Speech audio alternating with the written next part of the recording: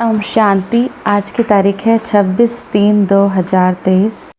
आज बाबा की अव्यक्त मुरली है जो कि 1/2/1994 1 फरवरी 1994 में बाबा के द्वारा सुनाई गई थी। इस मुरली का शीर्षक है त्रिकालदर्शी स्थिति के श्रेष्ठ आसन द्वारा सदा विजयी बनो और दूसरों को शक्ति का सहयोग दो।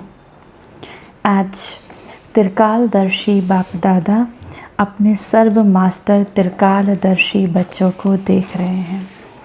त्रिकालदर्शी बनने का साधन बाप दादा ने हर बच्चे को दिव्य बुद्धि का वरदान व ब्राह्मण जन्म की विशेष सौगात दी है, क्योंकि दिव्य बुद्धि द्वारा ही बाप को अपने आप को और तीनों कालों को स्पष्ट जान सकते हो। दिव्य बुद्धि द्वारा ही बाबा को अपने आप को और तीनों काल को स्पष्ट जान सकते हो। दिव्य बुद्धि तथा याद द्वारा ही सर्व शक्तियों को धारण कर सकते हो। इसीलिए पहला वरदान दिव्य बुद्धि है। ये वरदान बाप दादा ने सभी बच्चों को दिया है। अब दिव्य बुद्धि का वरदान बाबा ने सब बच्चे को, अपने हर एक बच्चे को दिया है, लेकिन इस वरदान को प्रत्यक्ष जीवन में नंबरवार कार्य में लगाते हो। अब वरदान तो बाबा ने अपने हर एक ब्राह्मण बच्चे को दिया है, लेकिन इसको प्रैक्टिकली प्रत्यक्ष जीवन में नंबरवार लगाते हैं, कोई कोई लगाते हैं। बाबा कहते हैं दिव्य बुद्धि त्रिकालदर्शी स्थिति का अनुभव कराती है। चारों ही सब्जेक्ट धारण करने का आधार दिव्य बुद्धि है। ज्ञान, योग, धारणा, सेवा, इन चारों सब्जेक्ट को धारण करने का आधार दिव्य बुद्धि है। चारों ही सब्जेक्ट को सभी बच्चे अच्छी तरह से जानते हैं, वर्णन भी करते हैं, लेकिन जानना, वर्णन करना ये सभी को आता है, चाहे वो नए हैं चाहे वो पुराने हैं। इसमें सभी होशियार हैं, लेकिन धारण करना इसमें नंबर 1 बन जाते हैं। अब बाबा कहते हैं ये चारों सब्जेक्ट जानते तो सब हैं, ज्ञान, योग, धारणा और सेवा। इन चारों स्तंभ को हम बाबा के हर एक ब्राह्मण बच्चे को पार करना है। ये चारों सब्जेक्ट पास होना है, तब हम कहलाएंगे पास विद ऑनर। अब बाबा कहते हैं ये चारों सब्जेक्ट तो बच्चे जानते हैं। ज्ञान, योग, ज्ञान बाबा का ज्ञान जो मुरली, योग जो हम बाबा से योग लगाते हैं, धारणा, अब उसको ज्ञान को धारणा करने में कितने बच्चे तेज हैं, कितना पुरुषार्थ करते हैं।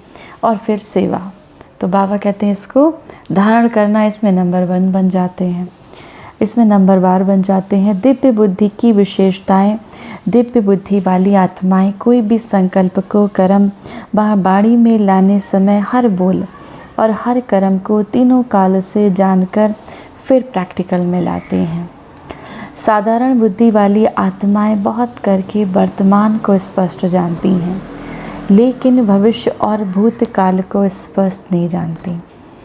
दिव्य बुद्धि वाली आत्मा को पास्ट और फ्यूचर भी इतना ही स्पष्ट होता है जैसे प्रेजेंट स्पष्ट है। दिव्य बुद्धि वाली आत्मा को अपना पास्ट, भूतकाल, फ्यूचर, अपना भविष्यकाल और इतना ही स्पष्ट है जैसे कि उसे अपना वर्तमान स्पष्ट है। तीनों ही काल साथ साथ स्पष्ट अनुभव होता है। वैसे सभी कहते भी हैं कि जो सोचो, जो करो, जो बोलो, आगे पीछे को सोच समझ कर करो। कर्म के पहले परिणाम को सामने रखो। परिणाम हुआ भविष्य। तो नंबर 1 है त्रिकालदर्शी बुद्धि। त्रिकालदर्शी बुद्धि कभी असफलता का अनुभव नहीं करेगी, लेकिन बच्चों में 3 प्रकार की बुद्धि वाले हैं। पहला नंबर सुनाया सदा त्रिकालदर्शी बुद्धि वाले। दूसरा नंबर कभी कभी त्रिकालदर्शी और कभी एक कालदर्शी। तो तीसरा नंबर है अलबेली बुद्धि, जो सदा वर्तमान को देखते हैं, सदा यही सोचते हैं जो अभी हो रहा है या मिल रहा है, चल रहा है, इसमें ठीक रहें, भविष्य क्या होगा इसका क्या सोचें। लेकिन अलबेली बुद्धि आदि मध्य को अंत को ना सोचने के कारण सदा सफलता प्राप्त करने में धोखा खा जाती है। तो बनना है त्रिकालदर्शी बुद्धि। त्रिकालदर्शी स्थिति ऐसा श्रेष्ठ आसन है जिस आसन अर्थात स्थिति द्वारा स्वयं भी सदा विजयी और दूसरों को भी विजयी बनने की शक्ति व सहयोग देने वाले हैं। त्रिकालदर्शी का स्थिति ऐसी श्रेष्ठ आसन है जिस आसन द्वारा स्वयं भी सदा विजयी और दूसरों को भी विजयी बनने की शक्ति और सहयोग देते हैं। दिव्य बुद्धि विशाल बुद्धि है, दिव्य बुद्धि बेहद की बुद्धि है। तो चेक करो स्वयं की बुद्धि किस नंबर की बनाई है। बाप दादा ने बच्चों की रिजल्ट में देखा कि ज्ञान गुण शक्तियों का खजाना जमा सभी बच्चों के पास है, लेकिन जमा होते भी नंबरवार क्यों हैं? ऐसा कोई भी नहीं दिखाई दिया जिसके पास खजाने जमा नहीं हों। सभी के पास जमा है ना, फिर नंबरवार क्यों? अगर किसी से पूछेंगे स्वयं का ज्ञान है, बाबा का ज्ञान है, चक्र का ज्ञान है, कर्मों की गति का ज्ञान है, तो सभी के पास सर्व शक्तियाँ हैं कि कोई है या कोई नहीं है? बाबा पूछते हैं सबके पास सर्व शक्तियाँ हैं या कोई है या नहीं? ज्ञान में सभी ने हाँ किया और शक्तियों में हाँ क्यों नहीं किया? अच्छा, सभी गुण हैं? बाबा बच्चों से पूछ रहे हैं अब सभी गुण हैं, तो सर्व गुण बुद्धि में है। बुद्धि में ज्ञान भी है, शक्तियाँ भी हैं, फिर नंबरवार क्यों? अब किस चीज़ से फ़र्क होता है? बाबा कहते हैं आपके पास ज्ञान भी है, गुण भी हैं, शक्तियाँ भी हैं, सब कुछ बाबा ने अपने बच्चों को दिया, लेकिन फिर उसका बच्चे यूज़ क्यों नहीं कर पाते, प्रयोग क्यों नहीं कर पाते? प्रयोग करने में नंबरवार क्यों? बाबा कहें फ़र्क क्या होता है? खजाने को विधि पूर्वक कार्य में लगाना नहीं आता। समय बीत जाता है, फिर सोचते कि ऐसे करते थे, इस विधि से चलते थे तो सिद्धि मिल जाती थी। तो समय को जानना और समय प्रमाण शक्ति व गुण ज्ञान को कार्य में लगाना, इसके लिए दिव्य बुद्धि की विशेषता आवश्यक है। वैसे ज्ञान की पॉइंट बहुत सोचते रहते हो, सुनाते भी रहते हैं, कॉपियों में भी भरी हुई रहती हैं। सबके पास कितनी डायरियाँ इकट्ठी हो गई होंगी। अब बाबा जानते हैं बच्चे ज्ञान के पॉइंट्स, जो भी कोई मुरली बाबा की सुनते हैं तो जो अच्छे पॉइंट्स होते हैं तो बाबा कहते हैं कॉपियों में रखते हैं। तो कितनी डायरियाँ बाबा कहते हैं बच्चों के पास इकट्ठी हो गई होंगी, काफ़ी स्टॉक हो गया ना। तो जैसे बाबा के लिए गाया हुआ है कि मैं जो भी हूँ जैसा भी हूँ, मुझे जानने वाले कोटों में कोई है। जानते तो सभी हैं, लेकिन अंडरलाइन है, जो हूँ जैसा हूँ उसमें अंतर पड़ जाता है। इसी रीति जैसा समय और जो ज्ञान की पॉइंट या गुण या शक्ति आवश्यक है, वैसा कार्य में लगाना, इसमें अंतर पड़ जाता है और इसी अंतर के कारण नंबर बन जाते हैं। तो कारण समझा? अब बाबा ने क्या कारण समझा? इस रीति से जो हूँ जैसा हूँ इसमें अंतर पड़ जाता है, तो इसी के कारण जो ज्ञान की पॉइंट्स गुण या शक्ति आवश्यक है, वैसा कार्य में लगाना, उसमें अंतर पड़ जाता है। दूसरा, कोई भी कर्म व संकल्प त्रिकालदर्शी बनकर नहीं करते। अब कोई कर्म करते हैं तो ये सोचकर नहीं करते कि अभी जो हम कर्म करेंगे उससे हमारा भविष्य बनेगा, वो भी किस जन्म का भविष्य बनेगा, एक जन्म का नहीं। तो अभी हम अपने कर्मों को बहुत सोच समझ कर ध्यान रखना है। तो बाबा कहते हैं दूसरा कोई भी कर्म या संकल्प त्रिकालदर्शी बनकर नहीं करते, इसीलिए नंबरवार हो जाते हैं। कोई भी संकल्प बुद्धि में आता है तो संकल्प है बीज, वाचा और कर्मणा बीज का विस्तार है। अगर संकल्प अर्थात बीज को त्रिकालदर्शी स्थिति में स्थित होकर चेक करो, शक्तिशाली बनाओ, तो वाणी और कर्म में स्वतः ही सहज सफलता है ही है। संकल्प को चेक नहीं करते अर्थात बीज शक्तिशाली नहीं होता। तो सबसे पहले कोई भी बात आती है तो वो हमारे संकल्प में आती है, संकल्प से फिर वाचा कर्म में उतरती है। तो बाबा कहते हैं इसीलिए संकल्प को चेक नहीं करते अर्थात बीज शक्तिशाली नहीं होता, तो वाणी और कर्म में भी सिद्धि की शक्ति नहीं रहती। लक्ष्य सभी का सिद्धि स्वरूप बनने का है, तो सदा सिद्धि स्वरूप बनने की विधि जो सुनाई उसको चेक करो। बीच बीच में बुद्धि अलबेली बन जाती है, इसीलिए कभी सिद्धि अनुभव करते, कभी मेहनत अनुभव करते हैं। बाप दादा का सभी बच्चों से प्यार की निशानी है कि सब बच्चे सदा सहज सिद्धि स्वरूप बन जाएं। आपके जड़ चित्रों द्वारा भक्त आत्माएं सिद्धि प्राप्त करती रहती हैं, तो चैतन्य में सिद्धि स्वरूप बने हो, तब तो जड़ चित्रों द्वारा भी आत्माएं सिद्धि प्राप्त करती रहती हैं। जो त्रिकालदर्शी स्थिति में स्थित रहते हैं, तो त्रिकालदर्शी स्थिति समर्थ स्थिति है। इस समर्थ स्थिति वाले व्यर्थ को सहज समाप्त कर देते हैं। जो स्वप्न मात्र भी व्यर्थ समाप्त हो जाता है। अगर त्रिकालदर्शी बुद्धि द्वारा कर्म नहीं करते तो व्यर्थ का बोझा बार बार ऊंचे नंबर में अधिकारी बनने नहीं देता। तो दिव्य बुद्धि का वरदान सदा हर समय कार्य में लगाओ। बाप दादा ने पहले भी इशारा दिया है कि ज्ञानी योगी आत्माएं बने हो। अब ज्ञान और योग के शक्ति को प्रयोग में लाने वाले प्रयोगशाली आत्माएं बनो। जैसे साइंस की शक्ति का प्रयोग दिखाई देता है ना, लेकिन साइंस की शक्ति के प्रयोग का भी मूल आधार क्या है? आज जो भी साइंस ने प्रयोग कर साधन दिए हैं, उन सब साधनों का आधार क्या है?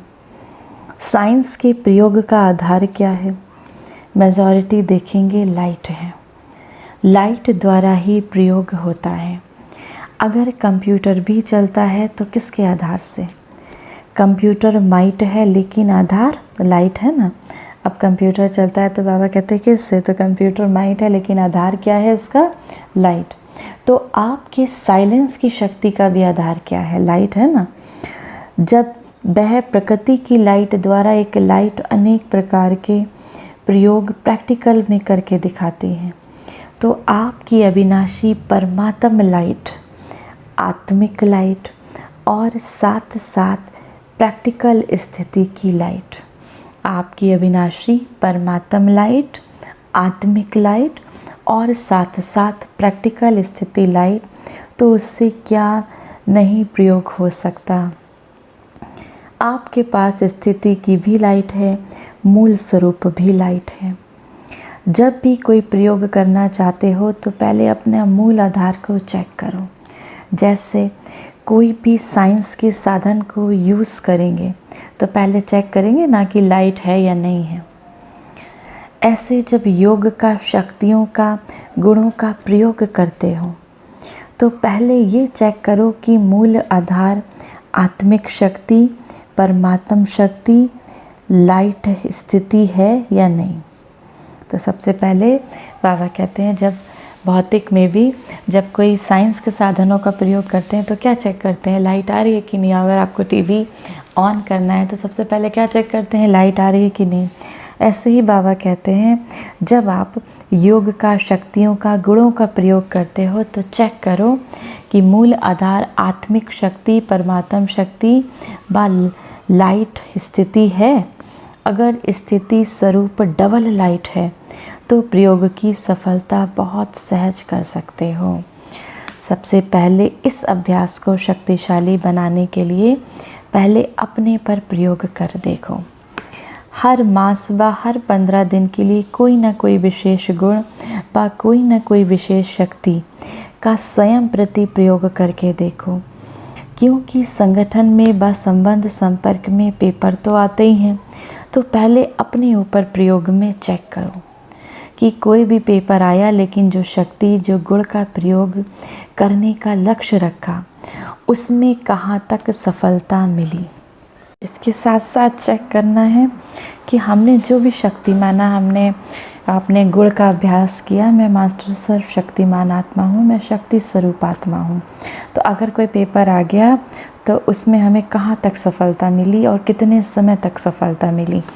जैसे साइंस का प्रयोग दिन प्रतिदिन थोड़े समय में प्रत्यक्ष रूप का अनुभव कराने में आगे बढ़ रहा है, तो समय भी कम करते जाते हैं, थोड़ा समय में सफलता ज़्यादा। ये साइंस वालों का भी लक्ष्य होता है। ऐसे जो भी लक्ष्य रखा उसमें समय को भी चेक करो और सफलता को भी चेक करो कि हमें कितना समय मिला और कितनी सफलता मिली। जब स्वयं के प्रति प्रयोग में सफल हो जाएंगे तो दूसरी आत्माओं के प्रति प्रयोग करना सहज हो जाएगा। माना अगर हमारे अंदर कोई भी गुण की कमी है, अगर शांति के गुण की कमी है, शक्ति के गुण की कमी है, जब हम स्वयं उसको भर लेंगे अपने अंदर, जब हमारे अंदर शांति का गुण भरपूर होगा, तभी हम दूसरे को, जो भी हमारे संबंध संपर्क में आत्माएं आएंगी, वो शांति का अनुभव कर पाएंगी, तभी हम उन्हें करा पाएंगे।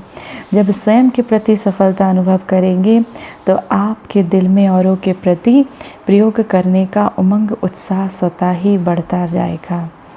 अन्य आत्माओं के संबंध संपर्क में स्व के प्रयोग द्वारा उन आत्माओं को भी आपके प्रयोग का प्रभाव स्वतः ही पड़ता रहेगा। जैसे एक दृष्टांत सामने रखो कि मुझे सहन शक्ति का प्रयोग करना है।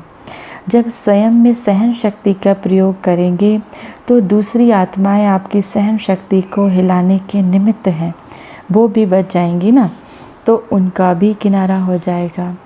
और जैसे छोटे छोटे संगठन में रहते हो, जैसे सेंटर्स पे रहते हैं, बहुत सारे अपने परिवारों में रहते हो, तो छोटे संगठनों में रहते हैं ना, तो पहले स्वयं के प्रति ट्रायल करो, स्वयं के प्रति प्रयोग करो, फिर अपने छोटे संगठन में भी प्रयोग करो।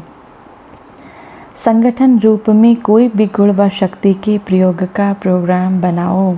माना मेरे अंदर सामना करने की कितनी शक्ति है, समाने की कितनी शक्ति है, सहन शक्ति कितनी है, तो बाबा कहते हैं इसको संगठन रूप में गुण व शक्ति के प्रयोग का भी प्रोग्राम बनाओ। उससे क्या होगा, संगठन की शक्ति से उसी गुण व शक्ति का वायुमंडल बन जाएगा, वाइब्रेशंस फैलेंगे और वायुमंडल व वाइब्रेशन का प्रभाव अनेक आत्माओं के ऊपर पड़ता ही है। तो ऐसे प्रयोगशाली आत्माएं बनो। पहले स्वयं में संतुष्टता का अनुभव करो, फिर औरों में सहज हो जाएगा, क्योंकि विधि आ जाएगी। जैसे साइंस के कोई भी साधन को पहले सैंपल के रूप में प्रयोग करते हैं, फिर विशाल रूप में प्रयोग करते हैं, ऐसे आप पहले स्वयं को सैंपल की तरह यूज़ करो। जितना ये प्रयोग करने की रुचि बढ़ती जाएगी, बुद्धि मन इसी में बिजी रहेगा कि मैं चेक करती हूँ मेरे अंदर शांति का संस्कार है, मैं प्रेम स्वरूप आत्मा हूँ, तो मेरे अंदर किसी के प्रति क्रोध तो नहीं आता है। तो बाबा कहते हैं जितना अपने ऊपर आप प्रयोग करते हैं उतना ही इसमें रुचि बढ़ती जाएगी, बुद्धि मन भी इसमें बिजी रहेगा। तो छोटी छोटी बातों में जो समय लगाते हो, शक्तियाँ लगाते हो, उससे बचत हो जाएगी।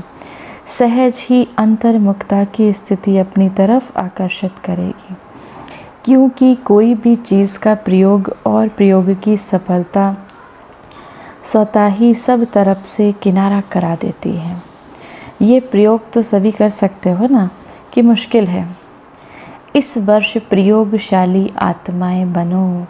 बाबा हम बच्चों को अब प्रयोगशाली आत्माएं बनाना चाहते हैं, तो बाबा कहते हैं इस वर्ष प्रयोगशाली आत्माएं बनो। जब भी हम बाबा की मुरली सुनते हैं तो हमको बस एक ही भावना, एक ही धारणा रखनी है कि बाबा ये मुरली सिर्फ मेरे लिए सुना रहे हैं। तो जब भी हम इस धारणा को अपने अंदर से धारण करते हुए मुरली को सुनेंगे तो हम उसको अपने अंदर धारण कर पाएंगे। तो बाबा कहना है, बाबा बच्चों से क्या कह रहे हैं कि इस वर्ष प्रयोगशाली आत्माएं बनना है। समझा क्या करना है? और हर एक स्वयं के प्रति प्रयोग में लग जाएंगे तो प्रयोगशाली आत्माओं का संगठन कितना पावरफुल बन जाएगा। वह संगठन की किरणें अर्थात वाइब्रेशन बहुत कार्य करके दिखाएंगी। इसमें सिर्फ दृढ़ता चाहिए कि मुझे करना ही है। दूसरों के अलबेलेपन का प्रभाव नहीं पड़ना चाहिए, आपकी दृढ़ता का प्रभाव औरों पर पड़ना चाहिए। क्योंकि दृढ़ता की शक्ति श्रेष्ठ है या अलबेलेपन की शक्ति श्रेष्ठ है? बाप दादा का वरदान है, जहाँ दृढ़ता है वहाँ सफलता है ही। जहाँ पर आप दृढ़ संकल्प लेते हैं तो वहाँ पर बाबा कहते हैं सफलता मिलती है। तो क्या बनेंगे? प्रयोगशाली, त्रिकालदर्शी, आसनधारी। और तीसरा क्या करेंगे? जैसा समय वैसी विधि से सिद्धि स्वरूप। तो वर्ष का ये होमवर्क है। होमवर्क स्वतः ही बाबा के समीप लाएगा। जैसे ब्रह्मा बाबा को देखा, कोई भी कर्म करने से पहले आदि मध्य अंत को सोच समझ कर्म किया और कराया। अलबेलापन नहीं कि जैसे हुआ ठीक हुआ, चलो चलाना ही है, नहीं तो फॉलो ब्रह्मा बाबा। फॉलो करना तो सहज है ना, कॉपी करना है ना, कॉपी करने का तो अकल है, बाबा कहते हैं ब्रह्मा बाबा को कॉपी करना है तो कॉपी करने की तो अकल है ना बच्चों में।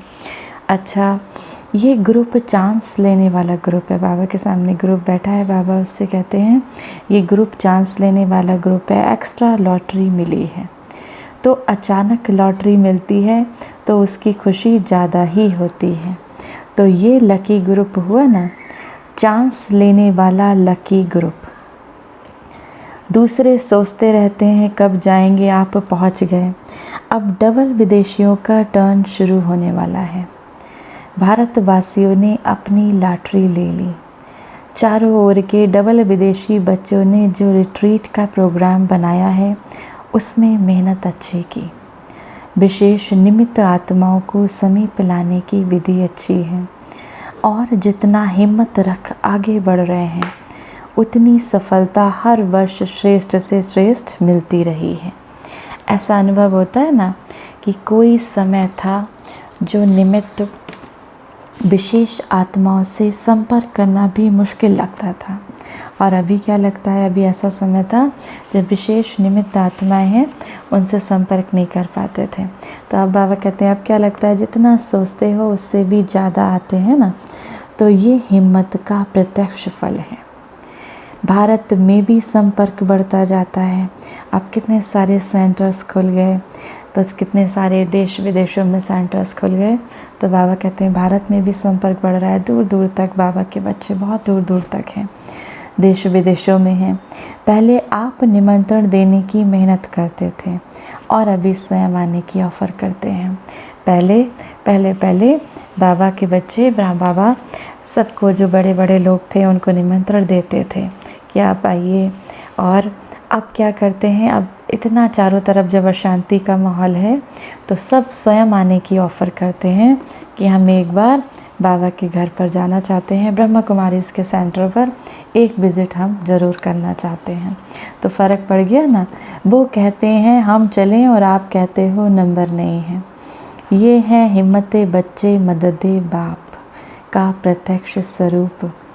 अच्छा, चारों ओर के मास्टर त्रिकालदर्शी आत्माओं को सदा समय के महत्व को जानने और समय प्रमाण खजाने को कार्य में लगाने वाले दिव्य बुद्धिमान आत्माओं को सदा अंतर्मुखता की प्रयोगशाला में प्रयोग करने वाले प्रयोगशाली आत्माओं को सदा हिम्मत द्वारा बाप की मदद का प्रत्यक्ष अनुभव करने वाली आत्माओं को बाप दादा का याद प्यार और नमस्ते। दादियों से मुलाकात कर रहे हैं बाबा। आप निमित्त आत्माएं किस प्रयोगशाला में रहते हो? सारा दिन कौन सी प्रयोगशाला चलती है? नई नई इन्वेंशन माना आविष्कार करते रहते हो ना, नए नए अनुभव भी करते जाते हो और नई नई विधि भी टचिंग होती रहती है, क्योंकि जो निमित्त हैं उनको विशेष नई नई बातें टच होने का विशेष वरदान है। थोड़ा समय भी बीतेगा तो विचार चलते हैं ना, टचिंग आती है ना कि अभी ये हो, अभी ये हो, अभी ये होना चाहिए।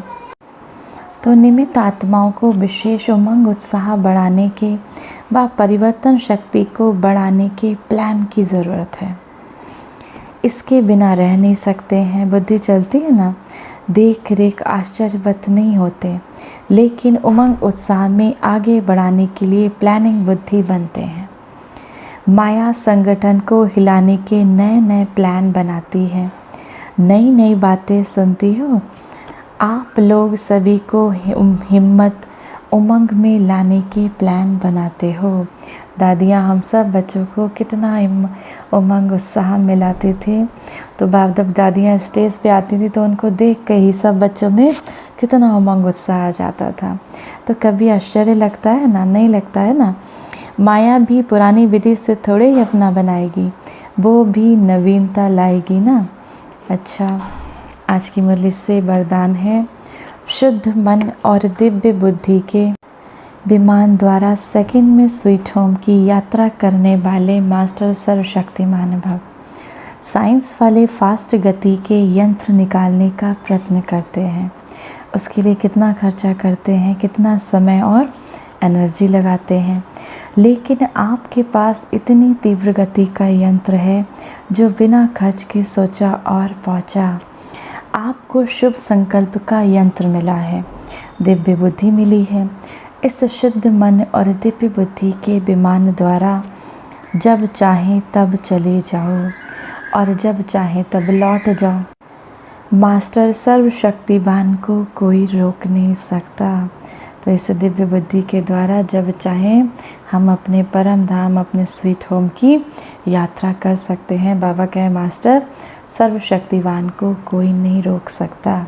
स्लोगन है आज की मुरली से, दिल सदा सच्ची हो तो दिलाराम बाप की आशीर्वाद मिलती रहेगी। दिल सदा सच्ची हो तो दिलाराम बाप की आशीर्वाद मिलती रहेगी।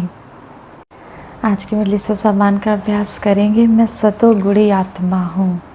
सातों गुणों को ध्यान में रखते हुए सुख, शांति, शक्ति, आनंद, प्रेम, पवित्रता, ज्ञान, मैं सतो गुणी आत्मा हूँ, सातों गुणों से संपन्न आत्मा हूँ।